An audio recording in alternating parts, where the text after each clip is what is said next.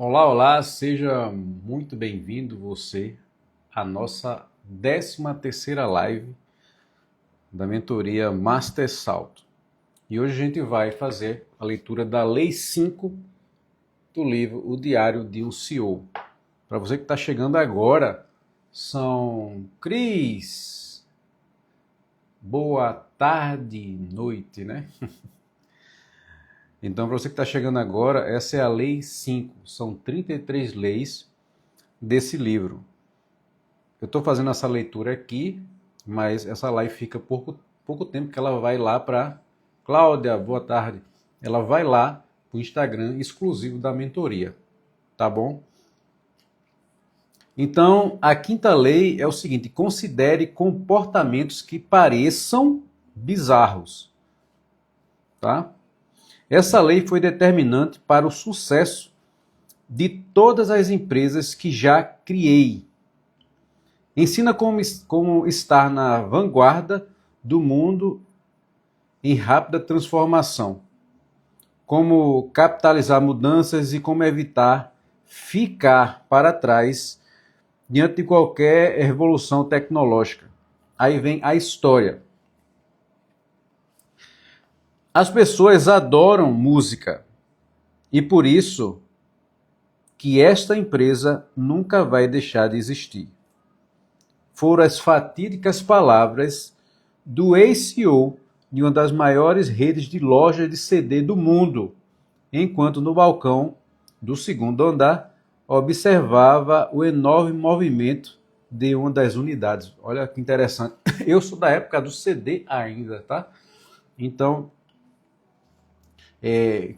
tanto a época do CD quanto a época dos VHS, né, dos filmes de locadora, quando você não está preparado para a mudança, você acha que ali é a inovação, é o ápice, é porque você não tem uma mentalidade de crescimento. Porque a mentalidade de crescimento ela tem que estar pronta sempre para a mudança que há de vir. Não pense que o que você está vivendo agora, a tecnologia que você tem acesso agora, ela vai ser a mesma tecnologia de amanhã. Então a gente tem que estar preparado sempre para a mudança.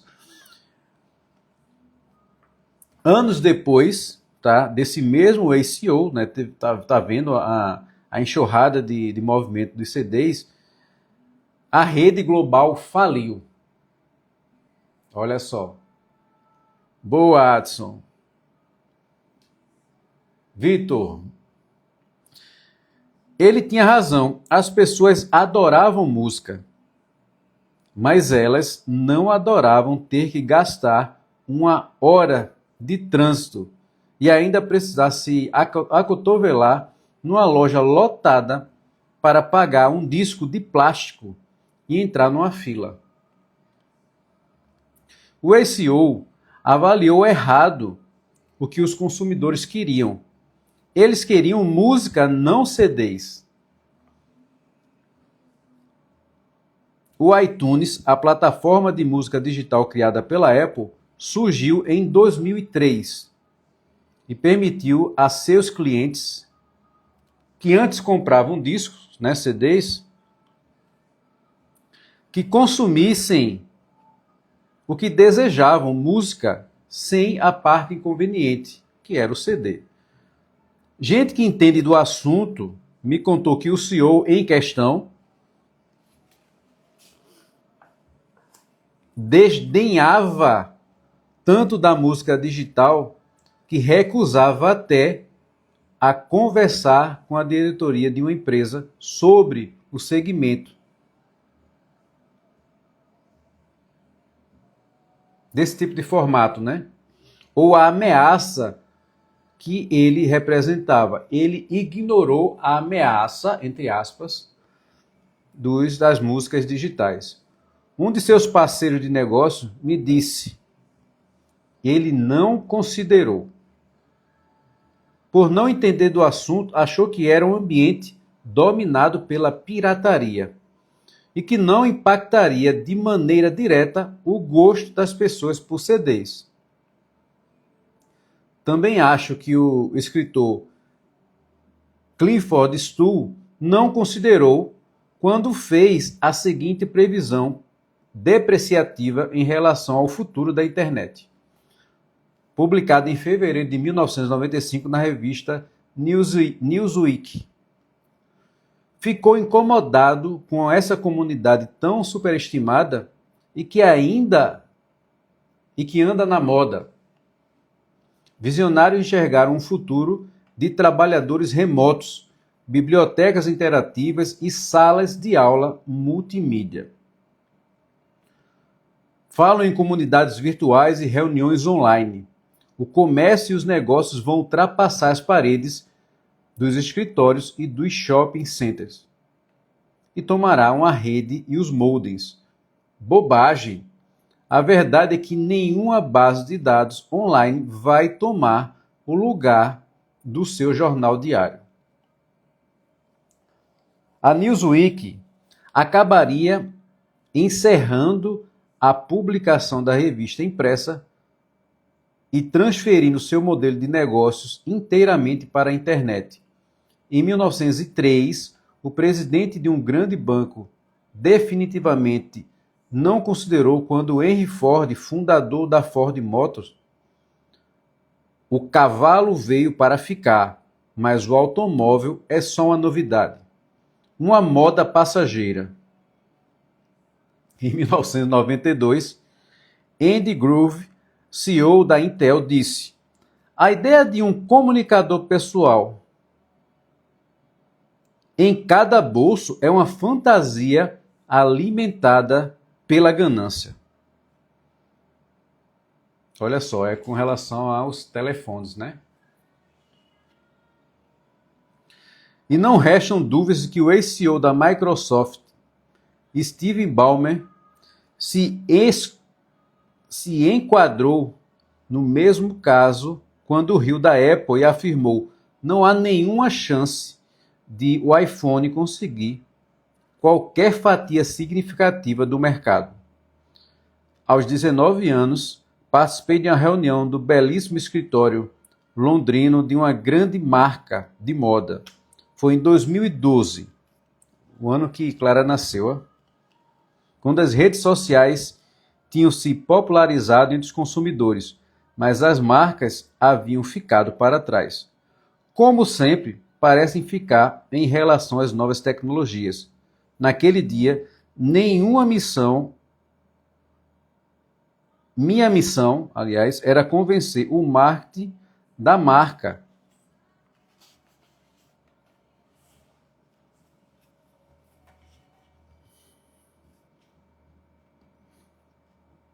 O diretor de departamento, para ser mais exato, e levar as redes sociais mais a sério, a considerar, tendo como objetivo específico a criação de perfis próprios da marca. Fracassei. Fui repreendido, ridicularizado e menosprezado. O diretor a quem eu estava vendendo a ideia ficou visivelmente assustado. Então as pessoas vão poder comentar os nossos posts e nos criticar? Olha a preocupação. Perguntou: não quero que a nossa marca viralize. Como é que vamos controlar isso? Publicidade em revista vem dando certo para nós. E acho perigoso usar redes sociais. Ele encerrou a reunião no meio da minha apresentação e nem preciso dizer, nunca mais me ligou. Desde então, minha empresa só cresceu e é provável que tenha se tornado a agência de marketing mais influente do setor. A marca com a qual me reuni naquele dia pediu falência em 2019. A explicação: não considerar, na minha definição, não é estar errado. É uma questão de ter uma certeza não tão arrogante que você se recusa a escutar, a aprender, a prestar atenção em informações novas. Essa sintonia, vou até grifar isso aqui.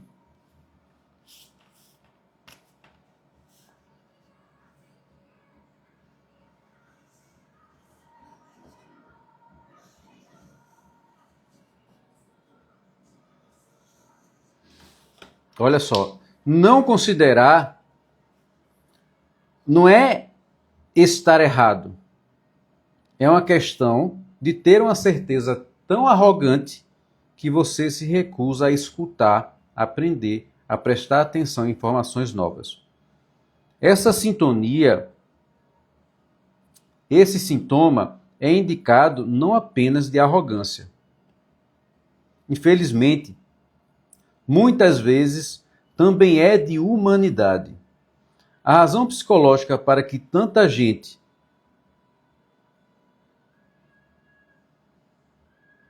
desconsidere informações importantes, que podem ser inclusive cruciais, é um conceito muito estudado: a dissonância cognitiva.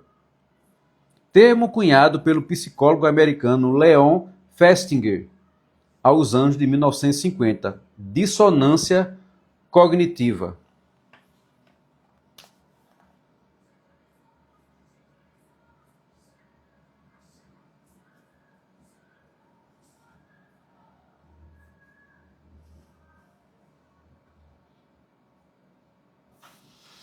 Dissonância cognitiva é a tensão que você vivencia quando seus pensamentos entram em conflito com o seu comportamento.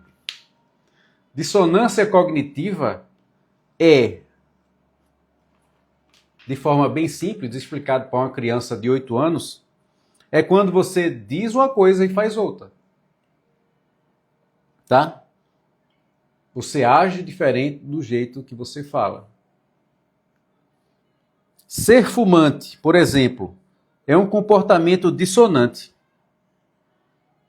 É uma atividade que vai na contramão das evidências de que o fumo é extremamente nocivo. Para resolver essa tensão, o fumante pode parar de fumar ou encontrar uma forma de justificar o hábito. Podemos pensar em todas as desculpas, desde eu só fumo de vez em quando, até tem coisa muito pior que a gente faz com o corpo. Passando por que não posso ter a liberdade de fazer o que eu quero? Da mesma forma, né, trazendo aqui para outras atividades, se você sabe que tomar refrigerante faz mal e você toma, isso é um comportamento dissonante.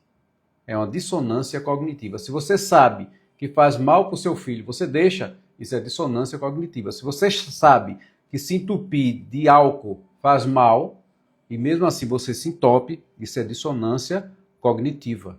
Tá? É uma tensão entre a realidade, entre o que é bom, e você faz assim mesmo, porque você sabe que é, e mesmo assim você age fazendo. Para Festinger, a dissonância cognitiva ajuda a explicar por que tanta gente vive a vida baseada em ideias e valores contraditórios. Top essa lei, top. Ela acaba nos impedindo de mudar de ideia quando deveríamos, mesmo quando isso poderia salvar nossa carreira, nosso emprego, nossa empresa ou nossa vida. Pesquisas mostram que a dissonância cognitiva é mais prejudicial quando nos deparamos com fatos ou evidências que desestabilizam ou entram em conflito com nossa visão de nós mesmos, que solapam nossa identidade e autoconfiança, ou que nos fazem sentir de alguma forma sob ameaça.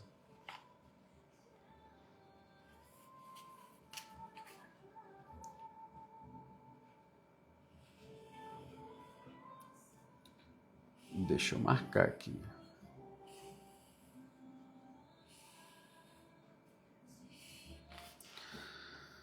No mundo dos negócios, é provável que alguém muito apegado a uma ideologia não consiga a solução para um problema. pois o processo para alcançá-la muitas vezes exige humildade para abandonar a hipótese inicial e dar ouvidos àquilo que o mercado está dizendo. Aí vem a próxima dica, que é: eu errado, nem morto. Declarar publicamente sua opinião sobre alguma coisa, como o CEO da Intel fez no caso dos celulares para o CEO da Microsoft, fez, com o iPhone, é correr o risco de dar um tiro no pé, uma vez que, ao se comprometer com determinada crença, nosso cérebro luta incansavelmente para provar que temos razão, mesmo quando é evidente que estamos errados. Pesquisas mostram o tempo todo que, assim como tomamos qualquer decisão, vou votar no partido X, vou comprar uma casa na região Y, acho que a Covid é grave, não, tenho certeza que estão exagerando os riscos. Automaticamente, começamos a justificá-la e a encontrar razões para sustentá-la. Qualquer dúvida inicial que tivermos logo vai desaparecer. O psicólogo americano Elliot Aronson fez um célebre estudo sobre esse fenômeno. Reuniu um grupo de pessoas de discussão composto de pessoas arrogantes e maçantes. Algumas delas passaram por um árduo processo de seleção. Outras foram admitidas de imediato, sem realizar qualquer esforço. Aqueles que foram submetidos a todo o processo relataram gostar do grupo muito mais dos que simplesmente foram convidados. Aronson explicou o que aconteceu. Sempre que investimos tempo, dinheiro ou energia em alguma coisa, e essa coisa se revela uma absoluta perda de tempo, isso cria uma dissonância que tentamos minimizar, encontrando forma de justificar nossa decisão errada. De maneira inconsistente, os participantes de Aronson focaram naquilo que podia ser interessante, ou pelo menos suportável, em vez de fazer parte de um grupo que foi criado para ser chato. O grupo que investiu pouquíssimo esforço para participar tinha, portanto, menos dissonância para minimizar a situação e estava mais disposto a admitir que aquilo tinha sido uma enorme perda de tempo. Vocês entenderam aqui a lógica? As pessoas que investiram mais, elas tendem a buscar mais respostas, mais motivação para aquela escolha, mesmo que aquela escolha tenha sido errada, justificando que não erraram, achando alguma coisa que vale a pena de estar ali. Ao contrário das pessoas que não pagaram nada, que entram de graça. Então, para elas, tanto fez como tanto faz. Não damos ouvido ao outro lado, outro tópico aqui. O diretor de marketing da marca de moda não foi o único que me menosprezou. Nos 3 primeiros anos da minha agência de marketing de redes sociais, fomos atacados, ridicularizados e criticados todos os dias. Havia quem nos chamasse de parasitas, declarasse que nosso negócio era uma modinha e previsse que iríamos à falência em poucos meses.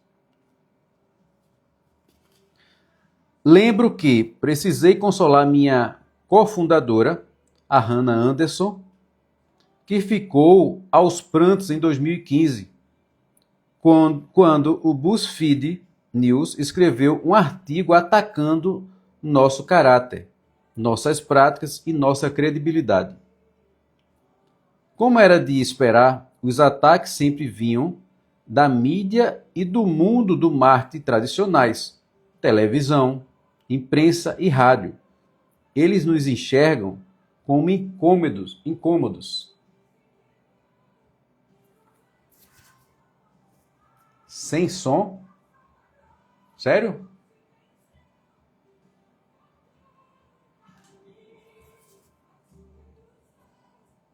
O microfone tá ligado. Tá sem som ainda?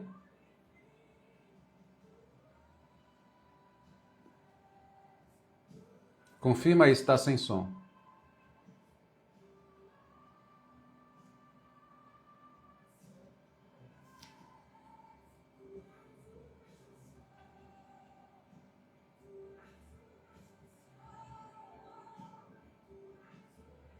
Tá ouvindo então? Agora eu fiquei na dúvida se ficou sem som um espaço ou se tá sem som desde o início. E agora?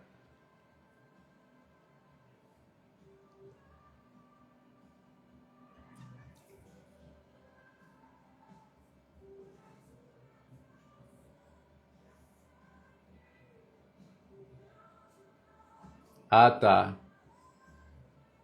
Agora eu fiquei. Depois eu vou, eu vou ouvir de novo, né? Porque senão eu vou ter que fazer de novo, tudo de novo.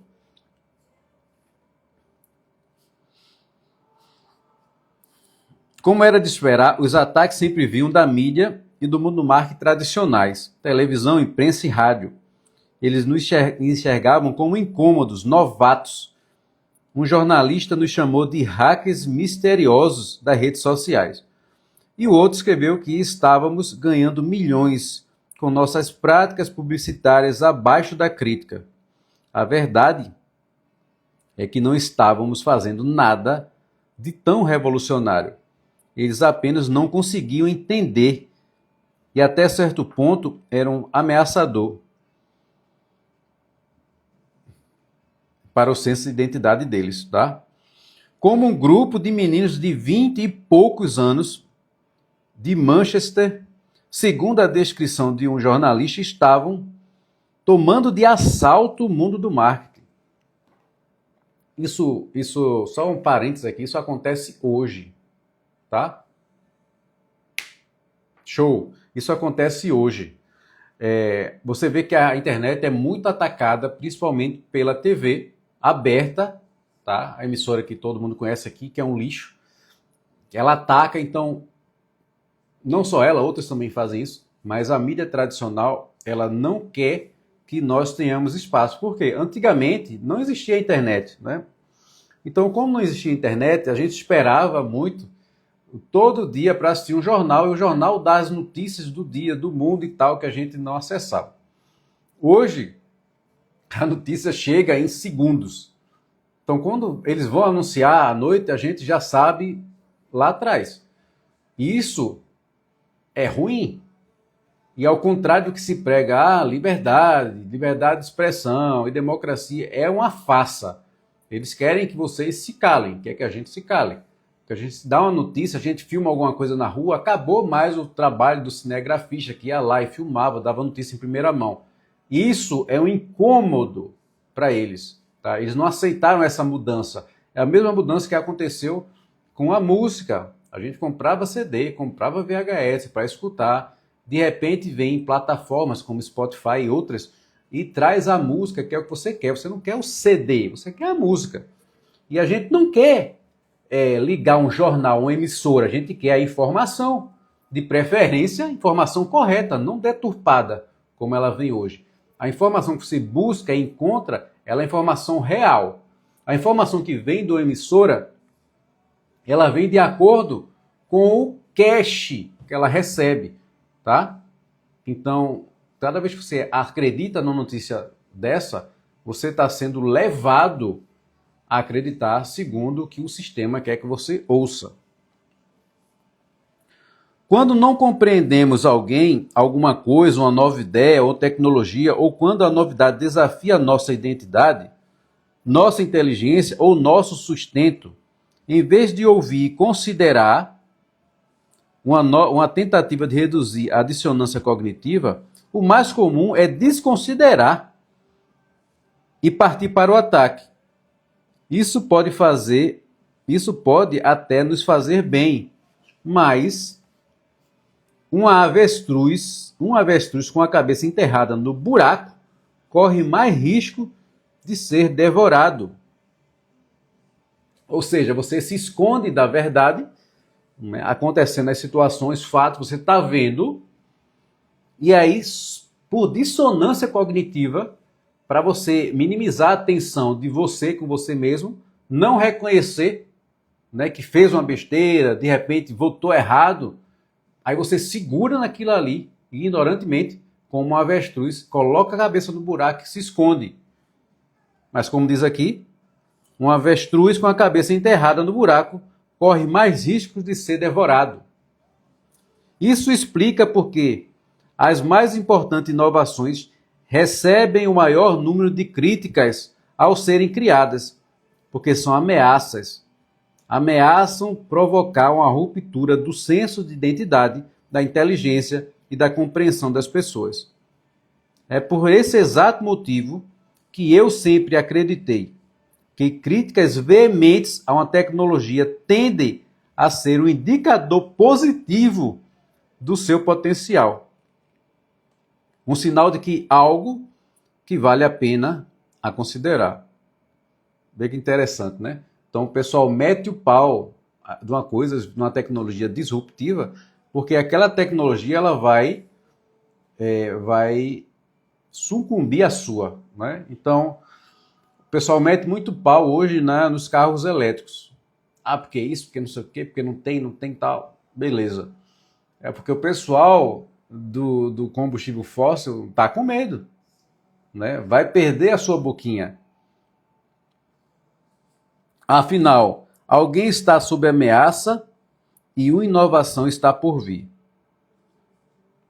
Foi por isso que considerei aquilo que hoje é chamado de Web 3.0.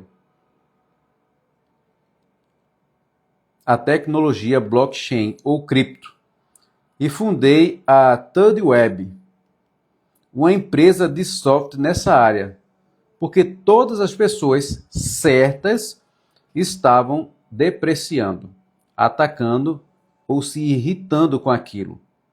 Essa onda de pessimismo provocou a mim flashbacks de 2012, quando lancei uma empresa de Web 2.0, redes sociais, o que me levou a rever meus conceitos e pesquisar por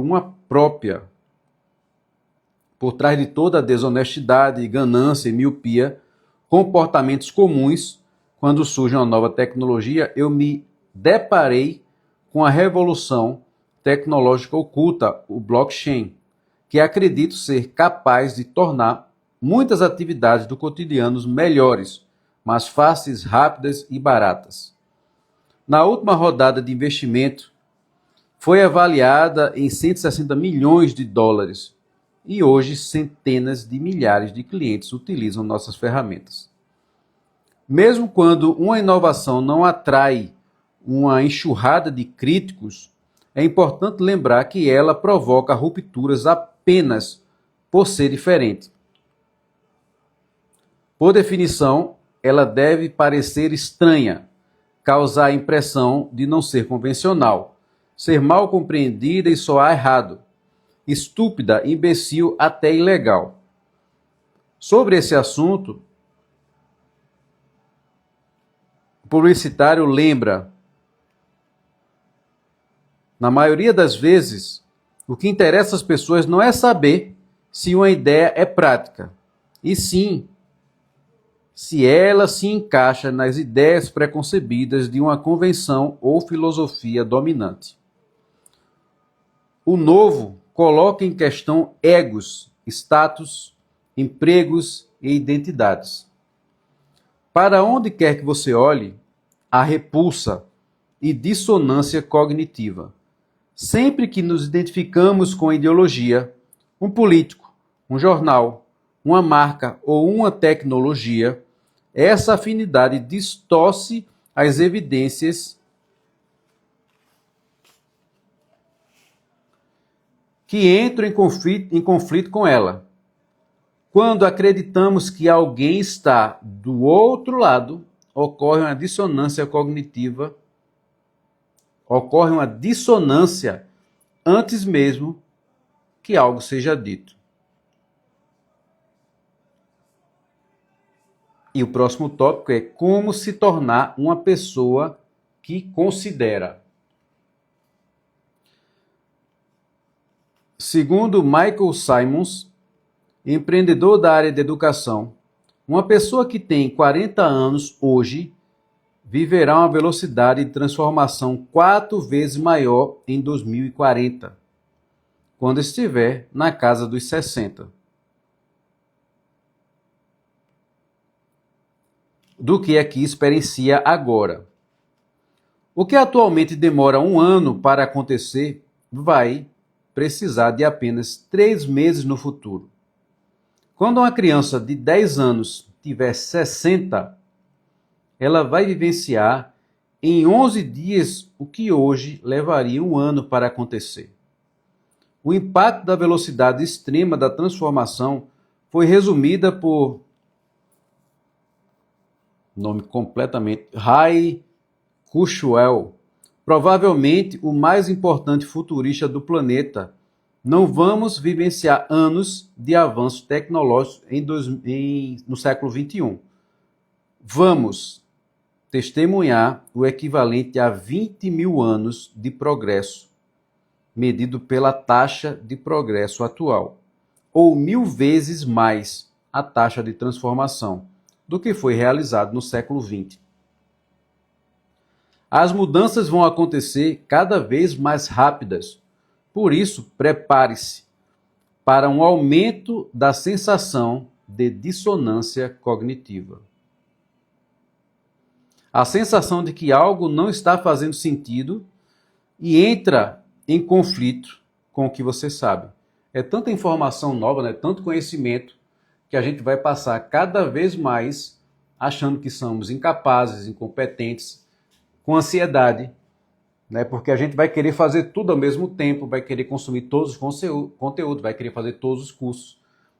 Então essa sensação ela vai permanecer. O importante é que você escolha um caminho que você quer seguir. Eu quero me especializar nisso. Se exponha na internet, se exponha no palco, se exponha diante do seu público e seja consistente. Aí você vai virar mestre naquilo.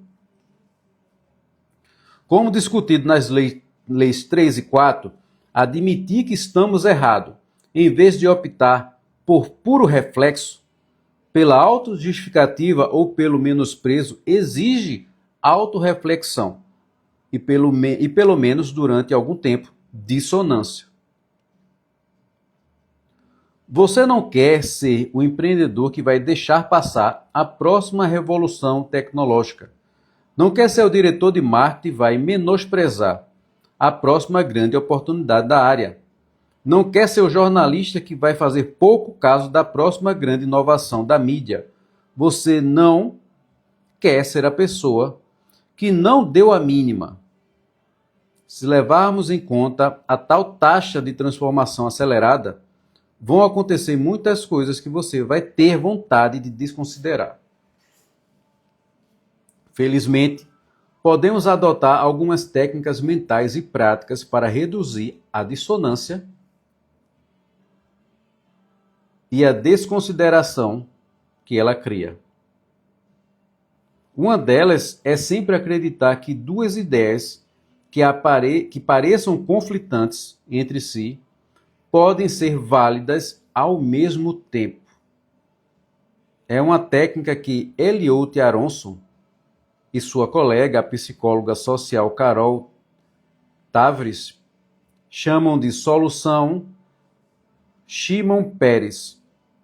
Peres, que foi o primeiro-ministro de Israel, irritou-se quando o amigo Ronald Reagan, presidente dos Estados Unidos, fez uma visita oficial a um cemitério na Alemanha, onde nazistas estavam enterrados. Perguntaram a Peres como ele se sentia em relação à decisão de Reagan de visitar aquele local. Ele poderia ter optado por uma das duas formas de reduzir a dissonância. 1. Romper a amizade. 2. Fazer pouco caso da visita de Reagan e considerá-la irrelevante. Porém, Peres não recorreu a nenhuma dessas alternativas. Em vez disso, apenas disse: quando um amigo comete um erro, esse amigo continua sendo um amigo e esse erro continua sendo um erro. Caramba, que resposta! Putz! Caramba! Essa eu vou ter que grifar aqui.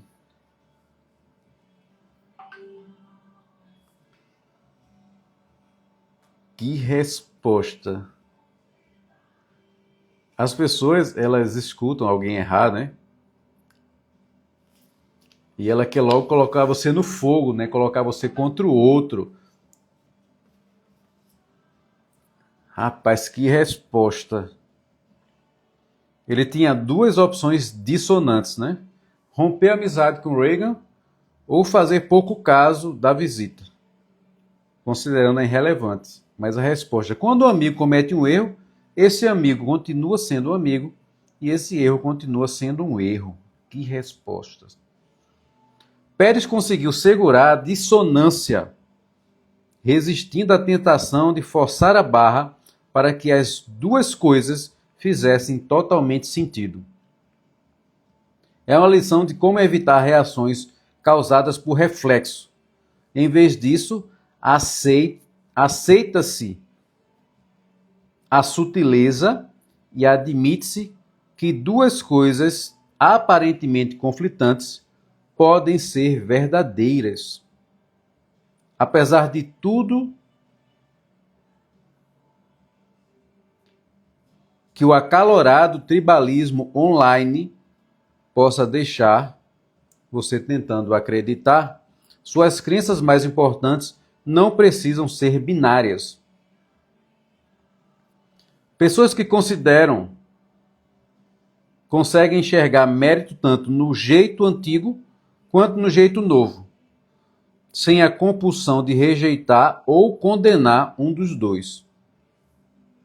Nas horas de dissonância, quando nos deparamos com ideias, inovações e informações que não compreendemos, que desafiam nossas ideias preconcebidas ou ameaçam nossa identidade, a Web 3.0, inteligência artificial, realidade virtual, redes sociais, ideologias políticas e movimentos sociais opostos, o segredo é resistir à tentação do julgamento. O segredo é resistir à tentação do julgamento.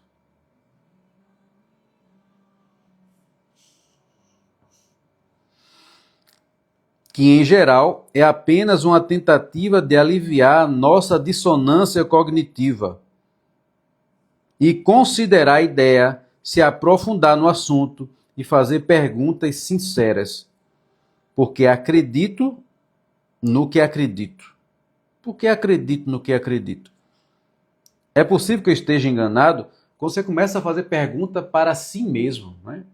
Então, eu tenho uma concepção de uma ideia, uma crença. E vem uma pessoa e traz outra ideia. Se a gente está tentado a querer ter razão, logo combater baseado nas crenças que a gente tem. Eu aprendi assim, alguém me ensinou assim, eu acho que o certo é assim, então eu vou logo para a ofensiva. Então ele aqui diz o seguinte: a gente tem que resistir à tentação do julgamento, que vai levar à dissonância cognitiva, que é uma tensão de mim comigo mesmo. Ou seja, vou ser fraco e vou ser levado, o cara vai achar que eu estou errado e eu vou ter que admitir para concordar com ele. Existe uma dissonância. Você vai esperar um pouco, respirar fundo e vai se perguntar: por que eu acredito nessa crença? E outra coisa, é possível que eu esteja enganado? Olha só, você se coloca em xeque.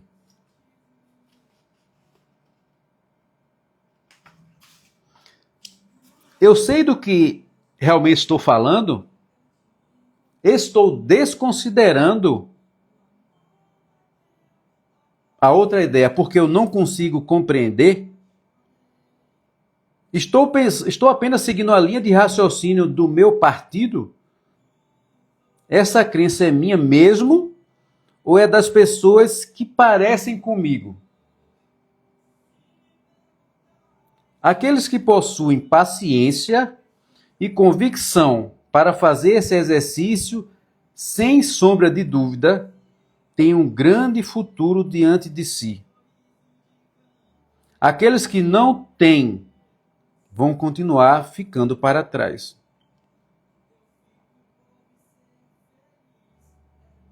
Então, resumo da lei aqui. Considere comportamentos que pareçam bizarros.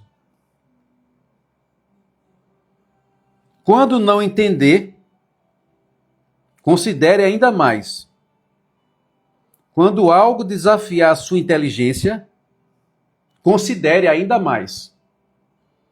Quando se sentir um idiota, considere ainda mais. Não considerar vai deixá-lo para trás. Não bloqueie aqueles que discordam de você. Siga-os. Eita pau!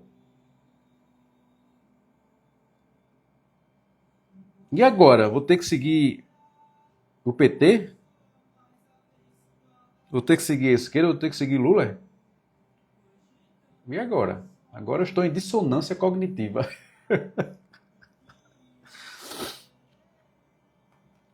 Não fuja de ideias que o deixem incomodado. Corra na direção delas. Putz, grilo.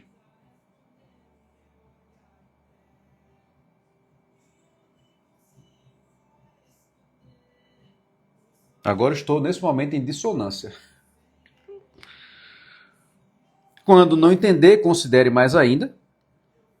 Quando algo desafiar sua inteligência, considere ainda mais. Quando se sentir idiota, considere ainda mais. Não considerar vai deixá-lo para trás. Eu não quero ficar para trás. Você quer? Eu não quero. Então, não bloqueie aquele que discordam de você. Siga-os. Não fuja de ideias que o deixam incomodado. Corra na direção dela. Eu vou ter que desbloquear um bocado de gente.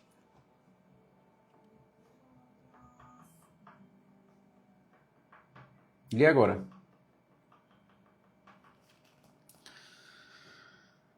Então vamos lá. Para finalizar, vou postar aqui essa frase no Story e vocês comentam, tá? Lá no Story, compartilhem. A participação na live, ela vale 1 ponto nessa live. Eu já estou vendo aqui Adson, Luciane, o Edson, a Cris, eu já vi.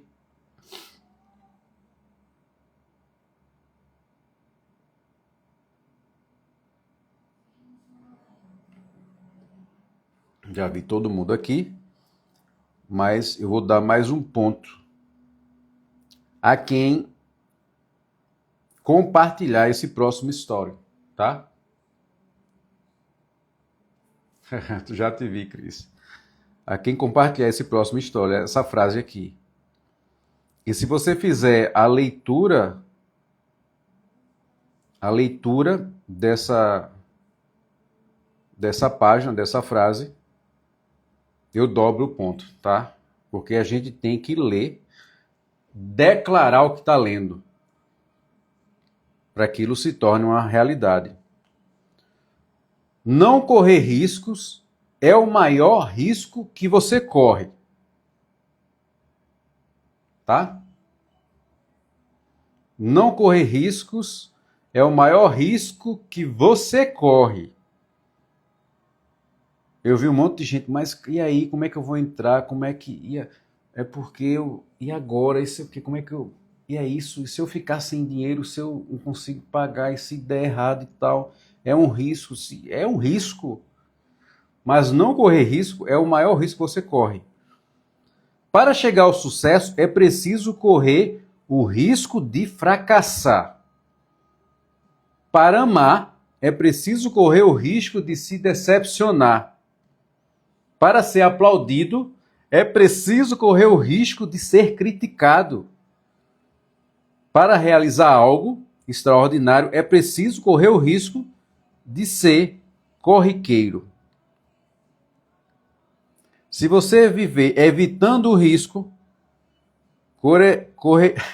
correrá o risco de deixar a vida passar. Se você viver evitando o risco, correrá o risco de deixar a vida passar. Então, pega essa página, tá? E grava. Grava essa página, faz essa leitura como se estivesse declarando para você ou para alguém, tá olhando nos olhos de alguém e faça essa leitura para você que está do outro lado. Você está lendo para você, está declarando para você, mas vamos fazer essa contribuição social aí no story hoje. Faz um story dizendo e lendo esse trecho.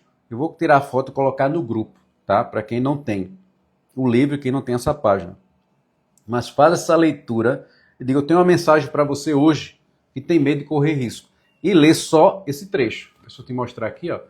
É rapidinho, você faz tranquilamente, tá bom? Faz no story e não esquece de me marcar. Essa foi para mim. A gente sempre acha que é pra gente, né? Engraçado, né? Assim, na verdade, é para todo mundo, né? Assim, o livro, a leitura, os insights, os códigos, é para mim. Aí você, pô, o Luciano tá indo lá, fazendo a live, tá levando conteúdo. Caramba, é como se fosse uma obrigação. Não é obrigação. Isso aqui não é obrigação para mim. Cara, eu tô fazendo um exercício da maestria, que é o quê? Exposição pública e constância. Do quê? Dos dois primeiros baldes. Do balde do conhecimento, que você estudou, adquiriu, e você transborda. No transbordo você revela o quê? O balde da habilidade.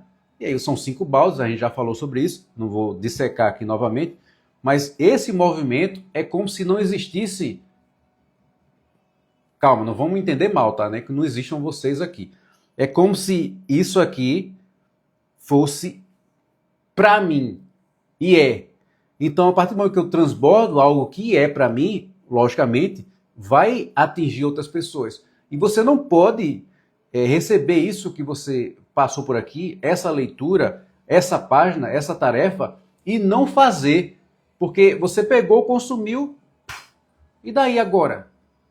Como é que você vai mudar outras pessoas? Você vai transbordar, é uma obrigação, isso faz parte da maestria, faz parte da nossa turma, da mentoria, fora dela, dentro dela. A sua vida é uma mentoria eterna, tem sempre algum mentor que você tem que se agarrar. Sempre alguém que você tem que estar junto, que te leve para outro nível. Tá? Então, se só leu, não vai adiantar. Tem que ler e agir. Marília entrou aqui. Marília, essa tarefa é para você também, tá? Vou estar lá no grupo. Então faça a leitura dessa página no seu story e me marca, tá bom? Já anotei todo mundo aqui que entrou para pontuar e vou dobrar a pontuação de quem fizer esse story, tá? E me marcar. Isso aqui não é para mim, é para você mesmo. É um exercício, tem que ser diário. Ah, mas eu tenho isso, eu tenho... Não, é aos pouquinhos, tá? Você vai gradativamente crescendo, ok? Então agradeço a todos que passaram aí. Michele Souza, que honra você aqui, muito obrigado. Maria da Conceição, obrigado também. E vai ficar salvo, né? Essa aqui é a lei 5, nós temos 33 leis ainda para passar e vamos passar todas elas, tá? E terminando aqui a gente vai passar para outro e para outro e para outro, assim, e vamos ler todos os dias, vamos desbloquear isso. Leitura tem que ser diária, tá bom? Provérbios, a leitura do livro, live diária, exposição diária e parabéns, você é um mentor. Ok? E responda lá a enquete lá do livro, né? Que a gente vai escrever aí o nosso livro. Leandrão Parra já vai estar na aula na próxima terça-feira. E vamos já romper o primeiro nível, que é nos tornar escritores. Mentor, escritor, palestrante e o céu é o limite. Pati entrou também, até mais. Vai todo mundo pontuar hoje. Até mais.